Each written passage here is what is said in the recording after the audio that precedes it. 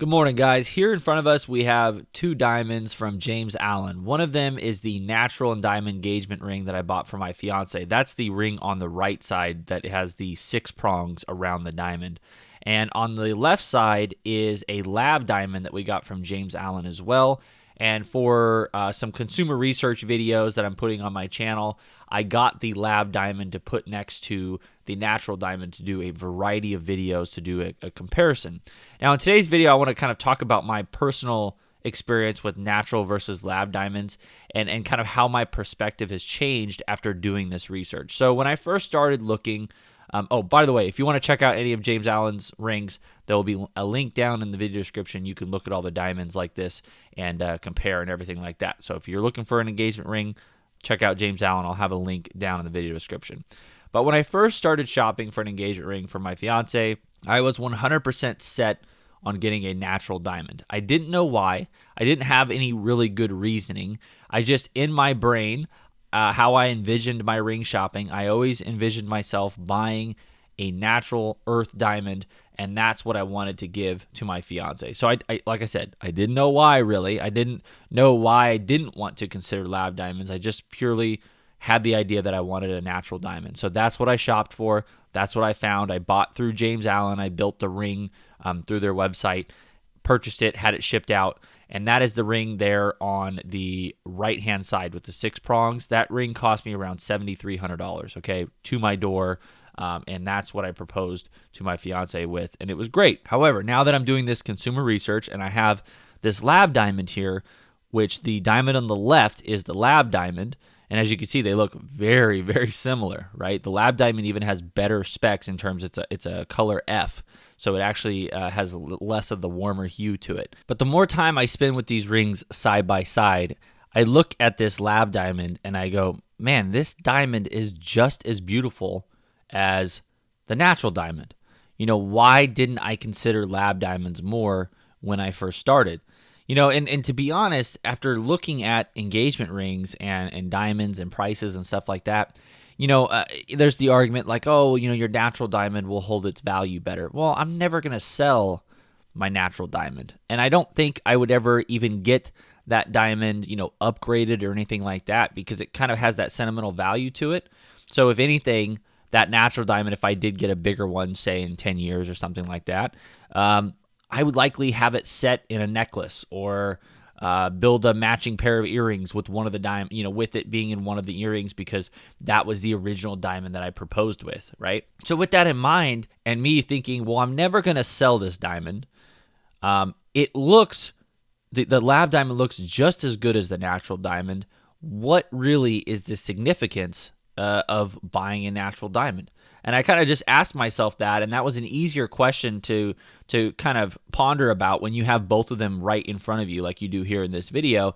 And ultimately, I asked my fiance, I said, you know, what do you think about a lab diamond? Had I bought you a lab diamond, what do you think? And she goes, well, you know, I've never even considered lab diamonds. She said, but for the cost savings, had it have gotten me either, you know, if you chosen to got a bigger diamond for the budget, I think that would have been pretty cool. She says, I still love my ring, but I guess a bigger diamond would have been cool if you went the lab route. She said, or just simply the cost savings. You know, my fiance is very reasonable, and we have goals in terms of, you know, we want to buy a house. You know, there's things when you're a young couple, right? You have all these financial goals. And there's some things that if you have somebody who's reasonable, and hopefully that your significant other is, those goals are pretty big, right? It's not just about how big is the rock on my finger, right? There's some significance to that, right? But ultimately, saving $5,000 can make a pretty big difference in your goals or whatever you're trying to do. It can jumpstart things a little bit. And so she was thinking about it, and she said, you know, honestly, had you got me a lab diamond that was the same size, I still would have really liked it, and I think it would have been great to save that money. And even when she was looking at the diamonds side by side, I actually put them on her finger so that she could see them, and we used that for the video. She goes, they both look amazing. She goes, there's really not much of a difference that I could tell at all. And she was totally open to the idea of getting a lab diamond. So what I wanted to make this video was about is for anybody who's on the fence, you know, it's tough to say because yes, a natural diamond maybe holds its value better than a lab diamond, but are you really ever going to sell it, right? If you're never going to sell it, what does it matter? I really don't find that as an argument. And I don't think if you were to sell your natural diamond, if you're not in the diamond business, you may not really be able to get top dollar for it anyway, right?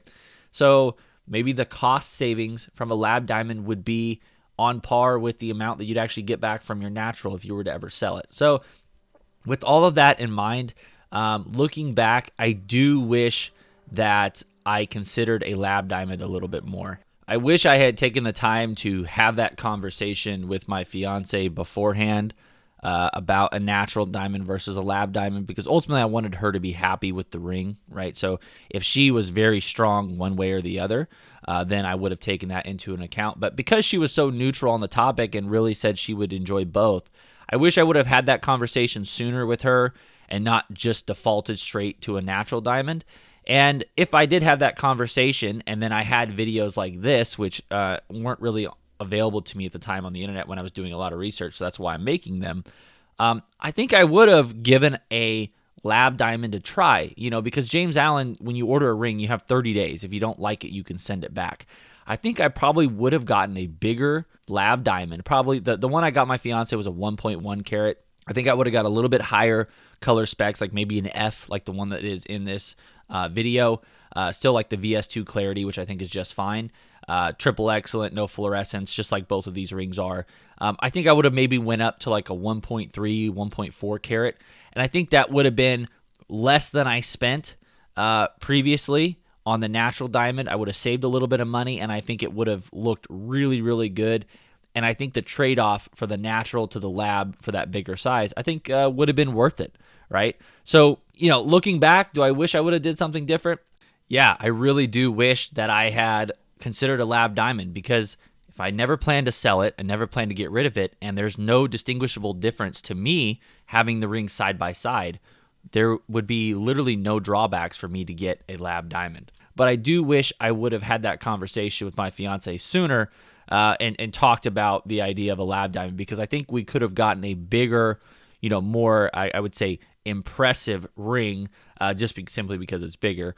And I think we would have saved a couple grand in the process. So it's very, very appealing. And now that I have these rings side by side, I have to say that they look so similar, you guys. If you were to ask 100 people which one's the lab diamond, which one is the natural earth diamond, it would be a 50-50 split. There's no way to the naked eye to really tell the difference. I mean, you guys can see it in the video, and that's why I made these videos, was to help demonstrate this, because I wanted to do the research myself and provide, visual comparison for anybody out there who's shopping for these rings to help them decide.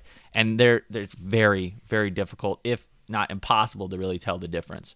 So guys, I know this was a bit of a long video, but I just wanted to express my opinion on the matter, because, this is a pretty serious topic. When you're buying a ring, you're talking thousands and thousands of dollars. So hopefully this helps share my perspective after going out and buying rings and now comparing them. If you guys find this video helpful, all I ask is that you drop a like on the video or leave a comment on what you guys think about the two rings and ultimately what you decide you're going to do.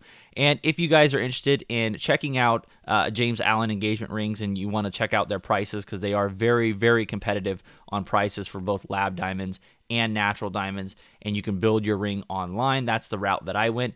If you guys want to check them out, I will have a link down in the video description to their engagement ring section where you can browse through the diamonds. And even if you're just shopping, it's a great resource to kind of see what you can get for your money, and you can compare lab versus natural and see, if you have a budget of $5,000, what size natural diamond can I get? What size lab diamond can I get? What type of setting can I get? It's a really great resource to get you shopping early without having to go into a brick and mortar store and deal with all the sales BS. So anyway, I hope this video was helpful.